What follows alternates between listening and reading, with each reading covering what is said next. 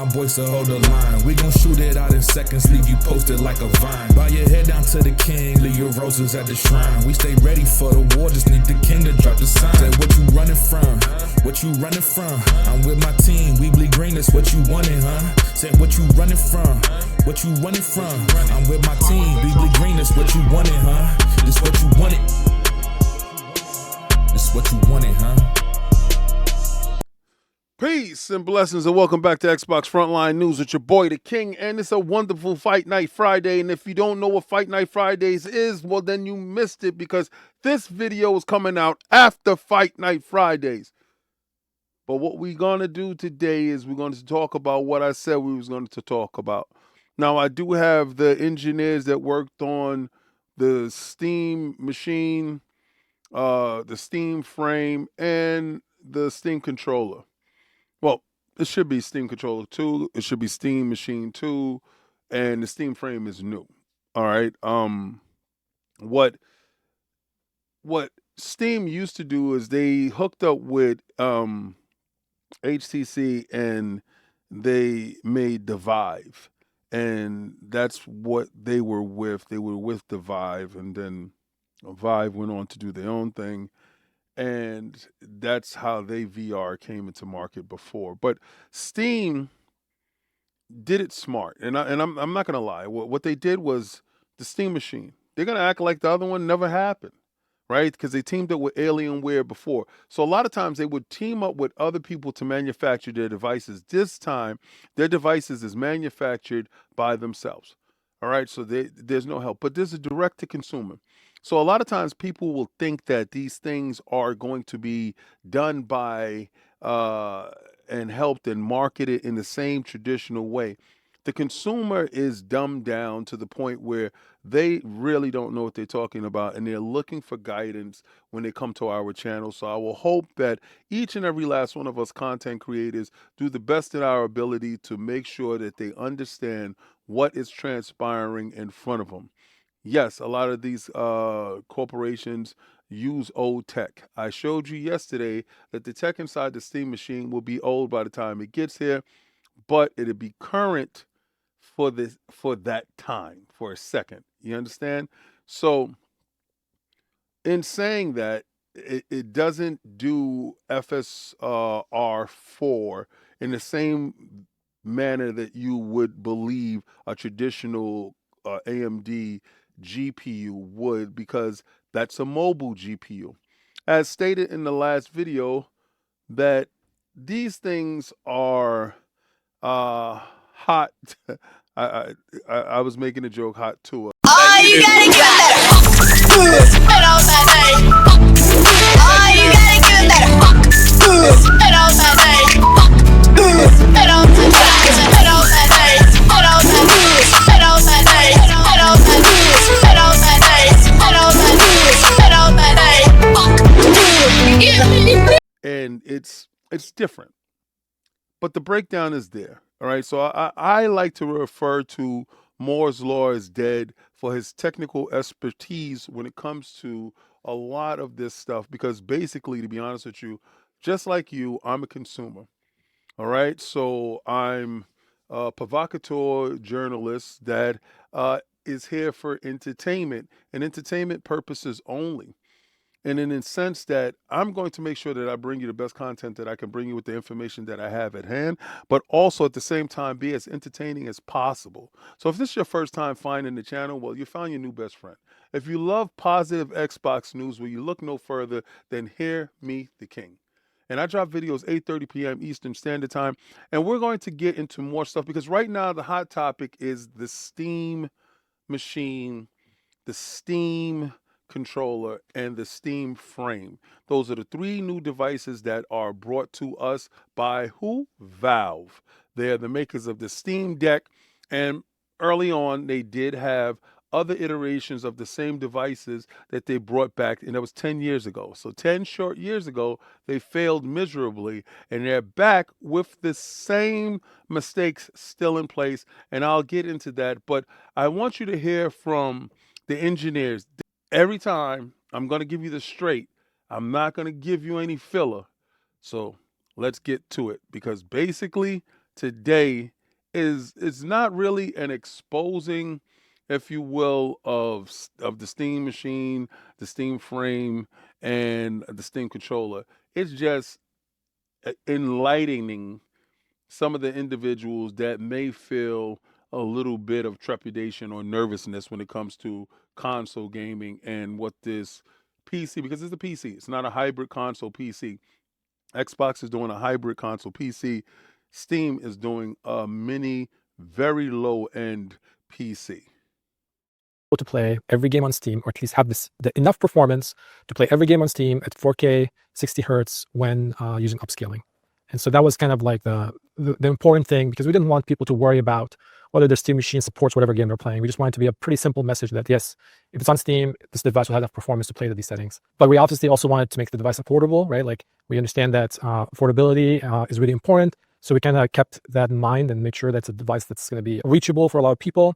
And another piece of information that we always had available is the Steam hardware survey. We can essentially look at everybody's devices. We understand what the median performance looks like for people. We understand where the Steam machine is going to be positioned relative to those. Essentially, we think it's going to be a great upgrade path for a lot of people, especially people who are on older machines. A really easy, simple way to kind of get more performance and get back into PC gaming. So the message that they're getting across to you, that they just wanted an upgrade path for you to, if you have an older PC, and this is what the Steam machine is for. If you have an older PC that's not able to play your Steam collection, they want you to have a pathway in order to play so, and to do it at an affordable price. And we're going to talk about price later. But the key components to all of this is it must have FSR enabled in order to achieve those frame rates. And it may not play all of your Steam games, okay? So it's going to play some and most of your Steam games. It may not play all of your Steam games. And for the first step, for a user to have to figure out what can run on what, right? And so just like Steam Deck, every single Steam Deck has the same level of performance and can run all the games on Steam and all the games that are Steam Deck verified. It was really important to us that, even just the initial process of figuring out a Steam machine as a product for you wasn't already laced in a bunch of different choices based on what games you have to leave behind or other choices like that. So I think the unified performance spec is actually a strength of the product offering there. Obviously, Steam machine is something we've been thinking about for a while. We've been at it for quite a bit longer than the Steam Deck. It's been out the back of our minds, right? But in terms of the Steam Deck docked experience, we get a lot of feedback just organically from users talking between themselves on discussion forums, or just doing game reviews that are happening on Steam Deck and other things. And we've seen a lot of feedback saying that the experience around getting in and out of game and what how it's connecting to the TV, CC, all that was working really good. They just wish that they had a little bit more crispness and graphics horsepower to work with. And so that definitely helped us dial the right level of performance to get there. But it also informed things like the Steam controller, because we got the feedback that folks that were working back from a docked deck we were sometimes missing some of the inputs they needed to play the same games that they could play in handheld mode, and which informed development of the Steam controller as well. We don't have So remember when I was explaining to you that these handheld devices are able to dock to your television? Well, your Steam Deck is able to dock to your television. And they used all that information that you guys were giving with Steam Deck big screen mode, big picture mode.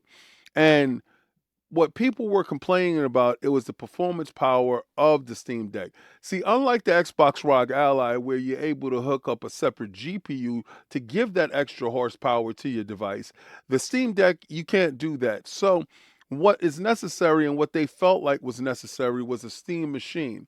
And they also thought about the controller in the sense that they had a Steam controller before, but they went back to the drawing board and got you to this controller from all the feedback from you guys on Reddit, from you guys talking about these machines and how the machine actually works in real life. So it was very proof positive for them that they needed to get you a machine that had at least 4 to 6 times the horsepower of a regular Steam Deck. And in all intents and purposes, I believe that they fulfilled that promise to that.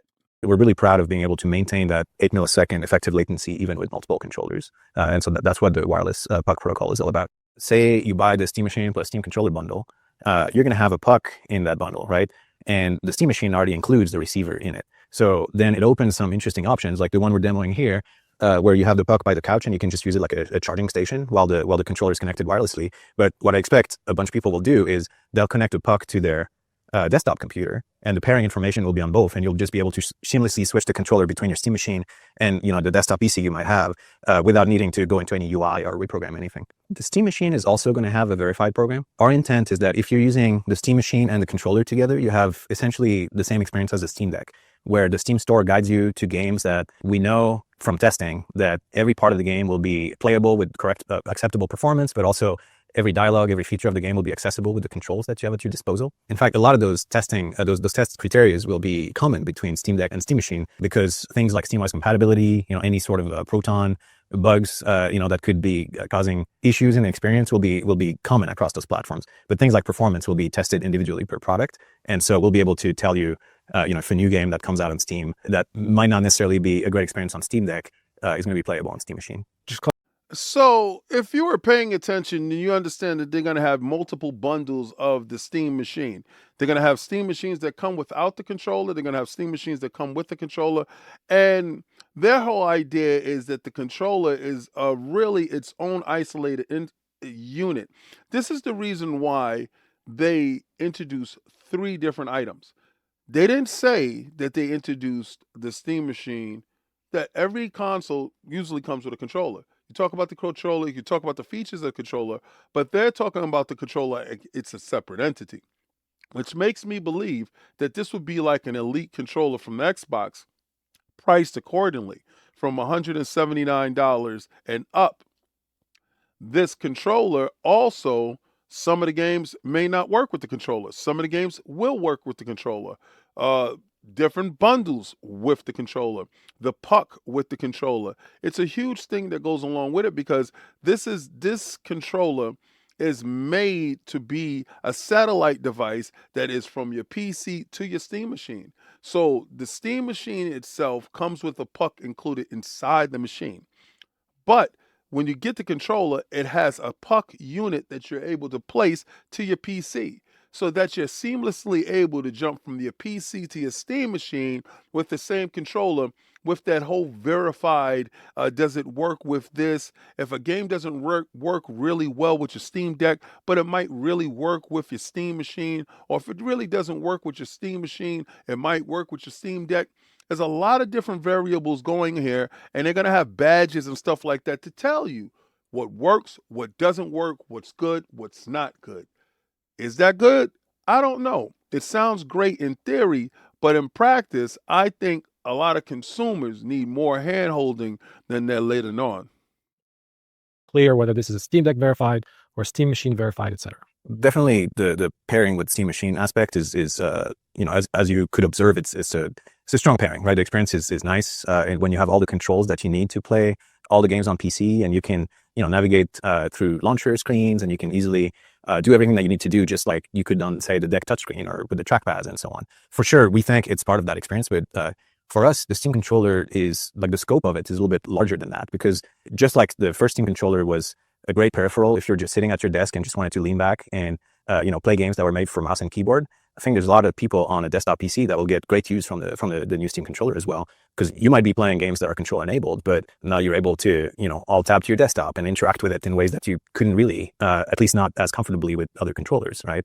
And similarly, there's a lot of remote play use cases where you might enjoy the extra inputs, or just being able to just have higher performance aiming, and responsiveness. So I think for us, a next generation Steam controller that not only was able to play all the games on PC, but also had the approachability of a regular controller is something we had been thinking about. And I was like, we did it in the Deck, and for us, that really showed that it was possible. Just the same as a lot of these other things that we've discussed around Steam Machine and all that. It was the right time to make it standalone, but definitely the controller, great pairing with Steam Machine, but also with the dock Deck, desktop PC, and really anything that runs Steam. We expect that there might be a reason that someone would want to use the new Steam controller with it.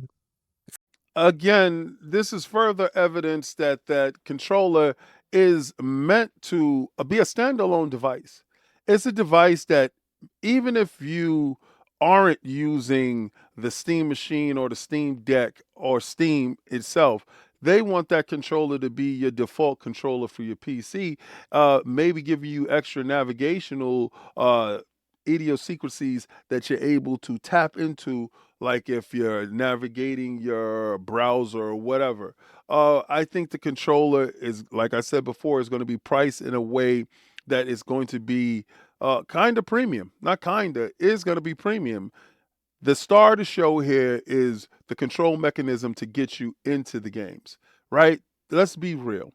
Any good controller worth its weight in salt, be it a Nintendo 64 controller where you first had your analog, and then you had the Sega Knights controller where they had dual analog stuff there, and that brought that stuff over to the original Duke controller, and then you had the PlayStation controller with the analogs and the clicking in, and control is key.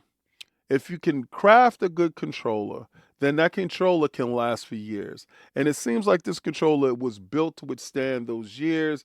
I think the controller is an interesting device. Now, in theory, all of this stuff sounds great in theory, but in practice, we're talking about practice, folks, and I'm looking forward to see what it does in practice when we get it, right? We need to have the controller at home in order to delve deeper into what the controller can actually do. Is it something that we are looking forward to? Is it something that actually works? If it does or if it doesn't, let me know once you get it. We don't know the price points, and I believe the controller is going to be the main thing that bumps up the price when it comes to getting yourself a Steam machine, because they're talking about it like this thing is the second coming. And I personally am kind of shocked that nobody's picking up on this, and nobody picked up on the fact that they're going to have separate bundles with and without the controller. Now, I'm not going to make this video super long today because I'm going to cut a video today. I'm going to cut another video for tomorrow because tomorrow's Cog's birthday. So I won't be going live at 12 noon, be having lunch with Cog and taking him out to go see probably Badlands or The Running Man or something like that. But we can get into the Moore's Law portion of this video. So this video is going to have a part 2. So check out this video, the part 2 to this video tomorrow night. And that's going to be the Moore's Law is dead portion of it, as we give a breakdown on the potential price of what the Steam machine should cost, would cost, or maybe can't cost. Because honestly, a lot of people hear entry level or low level PC and they have different expectations. That doesn't mean that that's how much the machine costs to build. When we get to how much the machine costs to build, then you have to start adding in different factors to that whole bottom line. And that's when the price stacks. And again, we're purchasing, or we will be purchasing, directly from Valve, right? So just the same way that you get your Steam Deck is the same way that you'll be getting your Steam machines. You're going to probably get on a pre-order list, and they're going to be rolling them out, and people will be getting them in a timely fashion. And again, I know from firsthand experience when it comes to that, what the breakdown is. As console gamers, you guys are used to going into Walmart, Best Buy, Costco's, BJ's, Sam's Club, and Target, and GameStop to get your devices. This device, I don't believe, will be there. Now, the original Steam machine was sold in GameStop. I purchased my original Alienware Steam machine from GameStop, and it was a wonderful device for me getting into PC gaming again, because I had long walked away from PC gaming, right? Because it didn't offer me what I felt was necessary as a gamer. With the Xbox and Nintendo and PlayStation giving me everything that I wanted in my living room, the Steam machine became just another device that was there that was collecting dust, like a lot of other devices that I do have. So again, you can only spend your time through so many different devices. And the Steam Machine came up kind of short in that respect because it didn't give me every game. Now, we can't act like we don't know the truth about the machine. It doesn't play Fortnite, it doesn't play Marvel Rivals, it doesn't play a lot of games, and it doesn't play competitive games because Steam doesn't support the anti-cheat technology that's there. So Proton does put things in a bit of a different light. So a lot of the bigger titles kind of miss Steam, where those bigger titles will be played on your Xbox, your PlayStation, and your Nintendo. So you have to take that into account. Price point, you're gonna have to take that into account. In the next video, and I promise we will go into price point on what we believe that the price will be. And I'm gonna give a great breakdown. The same way I've been breaking all of this stuff down with verified people. It's one thing to give your take on something. It's another thing to give your take with the two engineers that we have here that are from Valve that are bringing the machines to you, right? Bringing the controller, bringing the Steam frame, bringing the Steam machine that brought the deck to you. And they're using their metrics and I'm using their words in order to break it down for the layman. Me, I'm not super tech savvy, but what I can do is break down a conversation in order to bring it to individuals like myself. I think that it's owed to you. I think us content creators owe you guys that actually watch us and give us the time. We owe you guys to do the research for you guys so you guys can check out the videos and get the truth. Now, this is Xbox Frontline News with your boy, The King, on a Fight Night Friday. I hope you came through. I hope you came to Xbox Frontline Gaming Streams. I was about to say Fight Night Friday Gaming Streams, but Frontline Gaming Streams, where I'm pretty sure we had a great time. We always have a great time. Now, I know a lot of people want to play Mortal Kombat. Call of Duty came out, and I don't know how that's going to go. Maybe dudes want to play Call of Duty. I don't know. I don't dictate pace. What happens is, if you're a member of the channel, you dictate pace. Also, members of the channel, I'm going to be giving away a year's worth of free steaks, also free meals, free boxes of food, and also a free movie. So I'm going to be handing these things out to members. I want members to have the best holiday season. During the holidays is normally a time for individuals to feel alone, isolated, and I don't want that to be the case this year. This year, I want you to be as happy as possible. I want you to have hope. I want you to see the cup as half full, like myself. No matter what life throws at you, I want you to be able to just say, I'm going to dust myself off, I'm going to get right back up, and I'm going to get right back to it.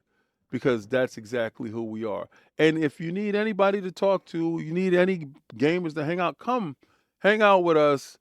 Fight Night Fridays is definitely dope. I play games during the week on Frontline Gaming Streams, and you're welcome to come in, jump inside the Discord. The Discord link is inside the description on Frontline Gaming Streams, and you can just jump in and have that conversation. Man, like, yo, King, stuff is like not going right. And hopefully, as a team, as a group, we can hope and help you get past this stuff.